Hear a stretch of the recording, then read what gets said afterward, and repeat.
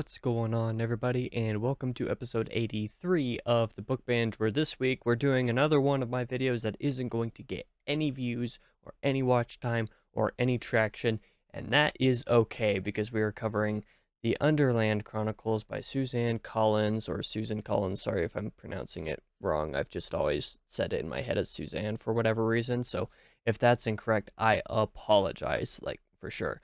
This is a series that I've decided to cover for a couple reasons. I mean, first of all, because I just reread it again recently, and it's a series that I've always loved, and that's really the other reason why I'm deciding to cover it now is because I have heavy nostalgia for this series, and before my reread, I wanted to give it a reread to see if it really held up. For the record, these books were published before The Hunger Games, so they're not, they're not anything that I decided to read because I enjoyed The Hunger Games, and not to mention the fact that I haven't even read The Hunger Games anyway. So, regardless of what you feel about that series, I'm recommending, or I'm going to talk about, I suppose, the Underland Chronicles for totally different reasons and give it, its own shot and talk about it for its own merits rather than anything related to anything else Miss Collins has done. With that being said, I decided I wanted to reread these series during my Reading Nostalgia Month, which was April. I did a video about that several months ago, if you are interested in checking that out. And because at the time that I was initially deciding to do this kind of reread for the series was when I was feeling myself starting to go potentially into a reading slump, and knew that reading something really short and quick, and especially something familiar, would help me a lot to avoid, really, I suppose, the fallout of something like that.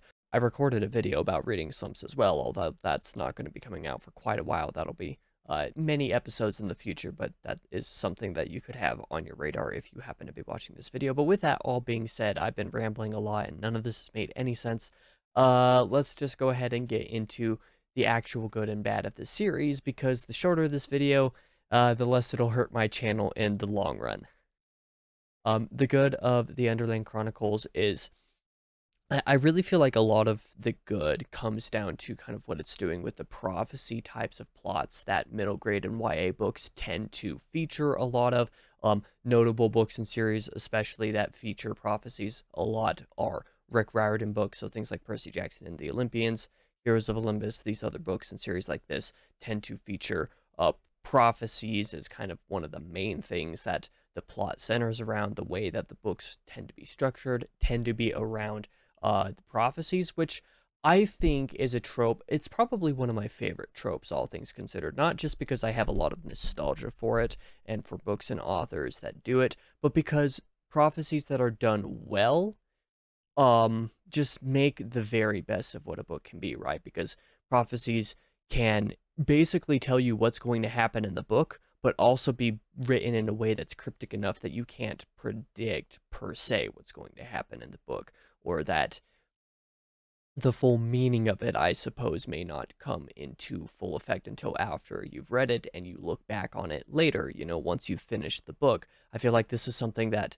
a lot of YA books have done also, because they're fairly easy to get into. If you have characters, or you have, something that's happening, it's just like, oh no, something bad just happened. Oh no, there's suddenly a prophecy that is about me for whatever reason. I need to go fulfill this prophecy. It's one of those things that's kind of really easy to ease your way into. So for younger readers, I think this actually works really well. Like I said, when I think of prophecies, I think of Percy Jackson. And this series has a lot of the best usage of prophecy, depending on which book it is. The world building of the Underland Chronicles, I think, is very good. It is surprisingly deep, and built it's built upon more and more upon each passing book. So the further you get into the series, the little bit more tidbits you have of kind of how the world is structured, and kind of especially the kind of tensions between different creatures, I suppose, that exist within the creatures of the Underland. Like, those kinds of things are built upon a little bit more and more with each passing book, and I think that the world building is just generally quite solid. I think that character interactions as well for the series are surprisingly deep for being a middle grade, primarily a middle grade audience, especially as you get later in the series. The developments of characters are nearly all believable in most senses. Like I said, especially as the series progresses, to the point that you get to the latter half of the series, the last couple books in particular, where there are certain moments, especially not just in terms of the story, like we'll get into this a little bit later, not in terms of what happens in the story, but also some of the way that characters react and in some of the ways that those characters interact with each other as, as a result of some of the things that happen that get surprisingly adult almost in terms of the audience. Like for a middle grade audience, they aren't going to appreciate some of these aspects until they're a little bit older and maybe give it a reread like I did. I'd read the series at least 2 times prior to this reread this year, and I didn't notice some of these things until just rereading it this year with different eyes, if that makes any sense.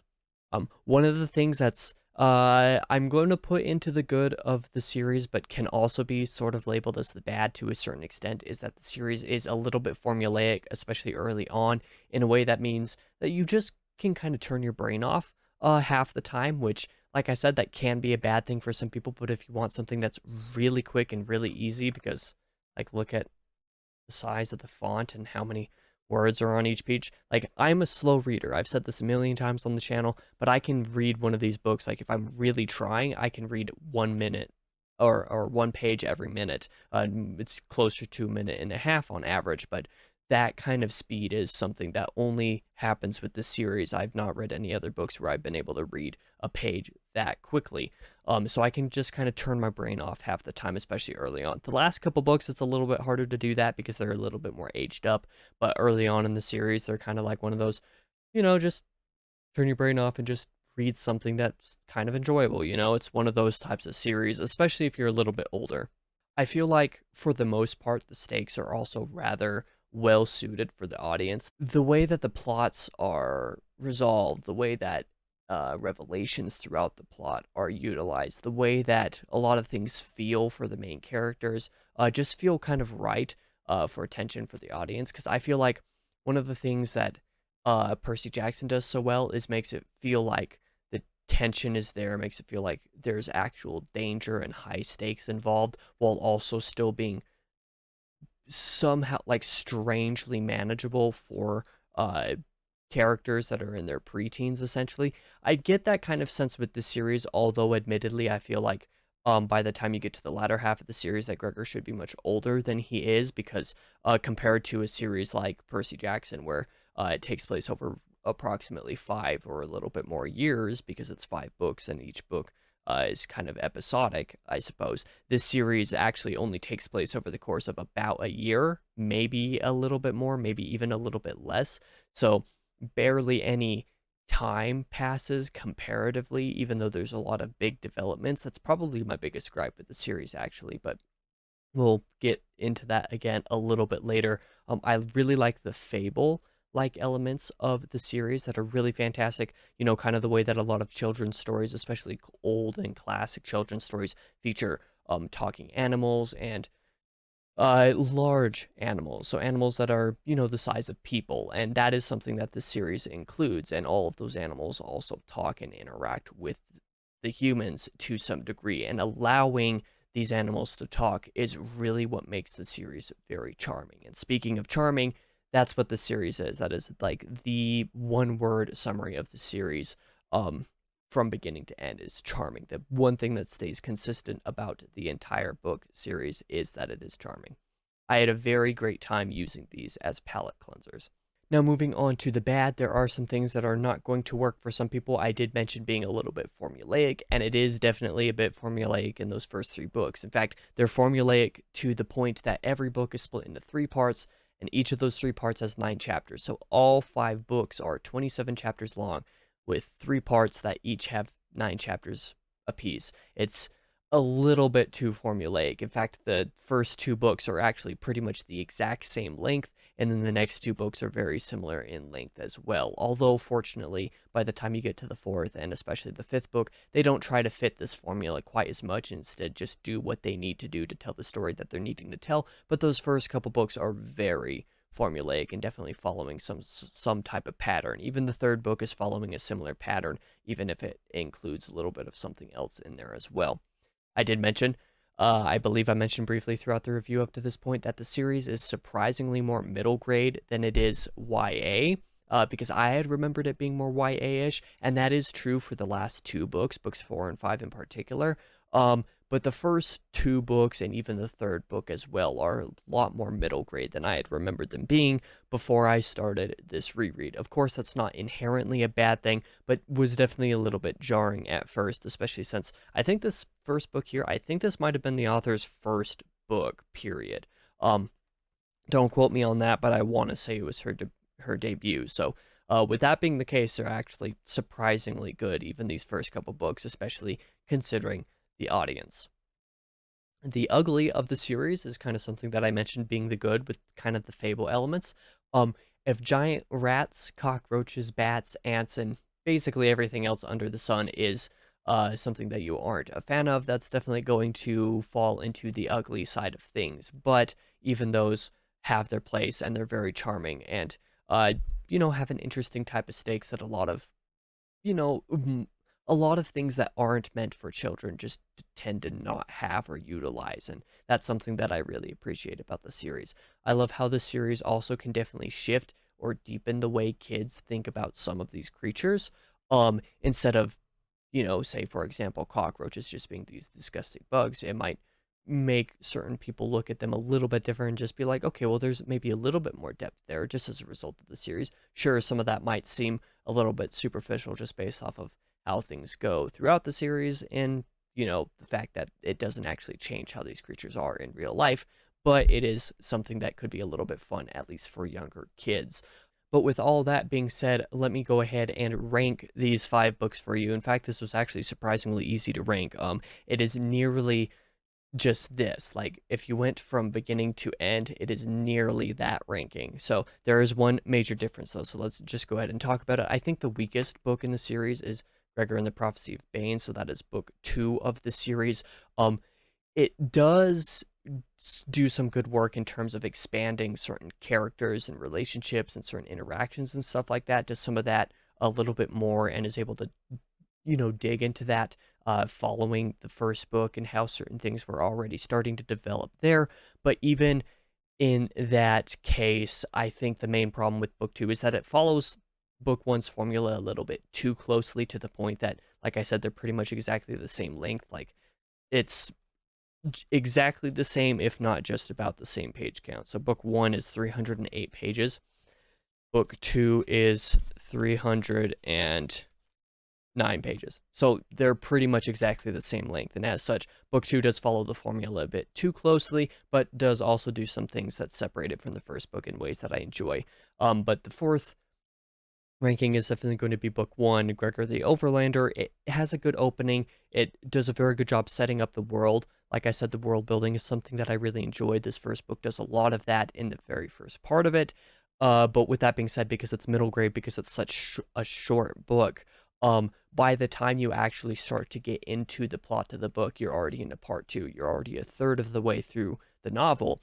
And for certain readers, especially really young ones, it might seem like it takes too long to do that, especially considering the size of the book. Like, it spends too much relative time setting up, even though it needs a lot of that setup. The stakes also don't feel quite as high in the book as I feel like they should, and I feel like that's more of an execution problem, and the fact that the book is so short. If the rest of the book was consistent in terms of how long it took, alongside the setting up in part 1, the book probably would have been, upwards of twice as long and would have been a lot more deep, but it wouldn't have been, a middle grade book in that case, and therefore would have just felt out of place. But with that being said, yeah, those are definitely the 2 weakest books. By the time you get to the third book, which is number 3 on this ranking, it starts to really come into its own in a really true way. This third book takes the formula of those first 2 books and really makes it better. It expands on some of that, introduces new characters, introduces a couple new, I suppose, themes even. It's a little bit deeper in some contexts than I feel like those first 2 books ever were. It also has a fantastic twist associated with the prophecy that the first 2 books didn't really feature to quite a degree that this one did, that I really appreciated, that just makes the book a little bit more fun and in some sense a little bit more memorable. than the first two books were, because where I still remembered the end of this book and the twist of it, all these years after having read it the first and second time, I didn't remember how either of those first two books ended for certain, because they're a little bit more generic. This one's a little bit more memorable in that sense. Also, the horror and the stakes of this book are a little bit more tense. They have a little bit more of an external tension associated with them than the first two books do. You know, there's more stakes, I suppose, is just the way to put it. And realistically, I think Gregor and the Curse of the Warmbloods, which is book 3, could have been number 2 on this ranking, but I'm going ahead and putting Marks of Secret at number 2 instead. Like I said, this technically should go to Curse of Warmbloods. The main reason for that is that this book doesn't really stand alone horribly well. You can tell this is just part 1 to book 5. It's setting up everything for book 5. It doesn't follow the formula, which in a way is part of why I like it better. It was my favorite book of the series up to the point, because it's just a step up. You know, it's a step up of what everything is doing, but isn't so reliant on that formula. It doesn't follow the prophecy formula. It doesn't follow the 3-act structure or the 3-part structure the same way. You start to notice that the whole book being split into 3 parts that each have 9 chapters starts to not work as well for these last 2 books. It feels a lot more forced. Not in a way that is like noticeable or anything, but you'll notice that it doesn't flow quite the same way in terms of that structure the way the first 3 books do. But it also means that these 2 books stand on their own feet the different way. You can tell that this book, like I said, is just part 1 of the Code of Claw. You can tell that it's just setting everything up. It doesn't follow that structure of the previous 3 books. It just does what it needs to do to set up book 5, and it definitely ups the target audience for sure. If these first 3 books are middle grade, this is where it starts to turn and become more of a bridge into the YA sphere, because of some of the things that it's exploring in terms of the themes, and a couple of the specific scenes are definitely a lot more adult than anything that appears in those first 3 books.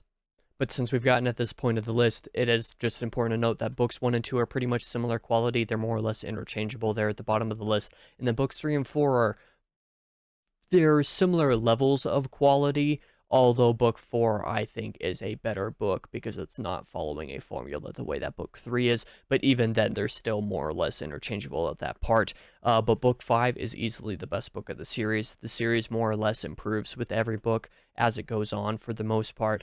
I think that this book especially is surprisingly adult. There are many there are many scenes in the book, there are many moments, there are many interactions in it that feel a little bit more adult than they should almost. The fact that these first 3 books are so middle grade and that the target audience is definitely for middle schoolers, the fact that this book was published the way it was without being toned down in certain portions of it is a little bit surprising.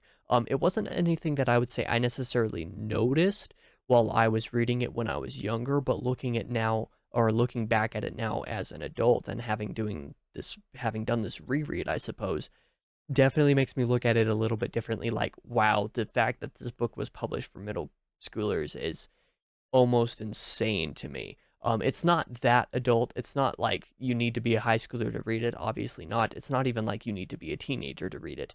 But to fully appreciate it, I think being a little bit older is important, at least a few years older than, say, Gregor is in these books. This was something that I also forgot to re-mention again in the bad of the series. I think the fact that Gregor's only 11, I think 10/11 throughout the entirety of the series does not work.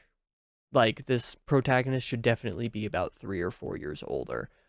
Basically all of the main kid characters, I suppose, should be like 3 or 4 years older, because this book is way too adult for an 11-year-old. I mean, of course, an 11-year-old can still read it, and it's not going to be inappropriate for them. What I'm just saying is that some of the things that it explores just feel they feel a little bit too aged up for a main character that is this age. At the very least, that's the point that I'm trying to make.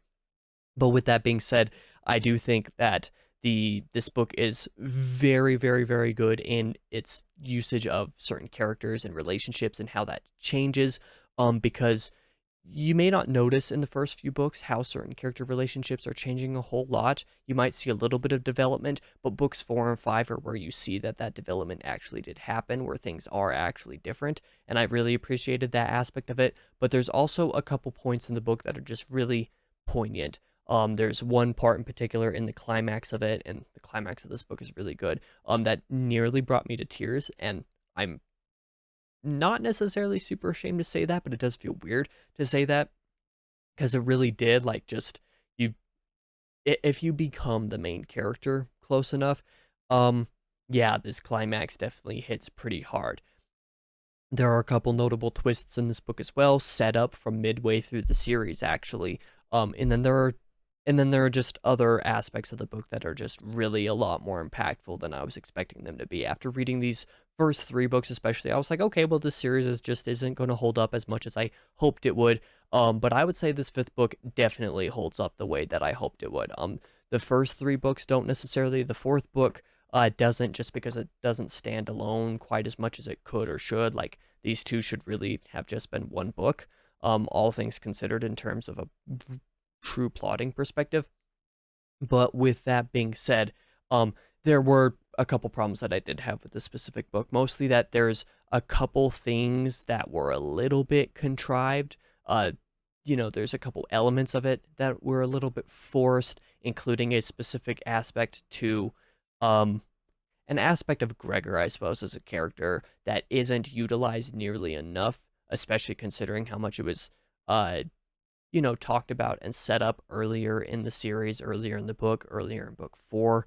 Um, certain aspects of it that just don't work as perfectly as I think they could. But in general, what the Code of Claw is doing is amazing, personally. In terms of the recommendation, this is a little bit harder of a one to recommend. It's not like Percy Jackson and the Olympians, for example, where I would say outside of the nostalgia, it's still very worth reading. It still definitely holds up. It's a little bit more YA, but you can still absolutely read it as an adult. This series is a little bit different in the sense that if you don't enjoy anything about YA or middle grade, it's a little bit harder to recommend. But if you don't mind YA or middle grade, I don't mind recommending it. It's hard to just like recommend this one because, like I said with Percy Jackson, it's one of those that I did that reread and I was like, yeah, this holds up. I think that even if you are an adult and you haven't read it, it's still worth giving a shot and reading.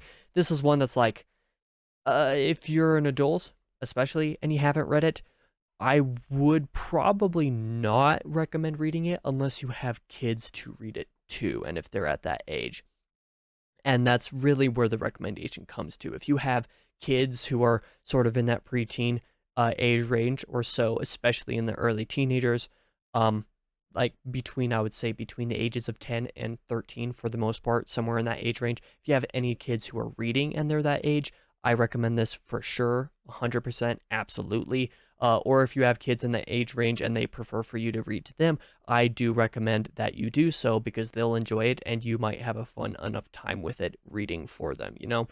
But with that being said, I did absolutely have a great time rereading the series this year. This video did not end up being shorter than I hoped it would. It'll be shorter than either of the last 2 full series videos that I did, but that's fine. I do wish the first 2 books of the series did, end up holding up a little bit better than they ultimately ended up doing, but it is fine. I don't think I'm going to read this series ever again now. At this point in time, it's not one that I think I could go ahead and reread whenever I wanted to. Unlike something like, say, Heroes of Olympus / Percy Jackson, where rereading those series at this point, I'm like, yeah, I could still see myself rereading these books, several more times in my life just because I can.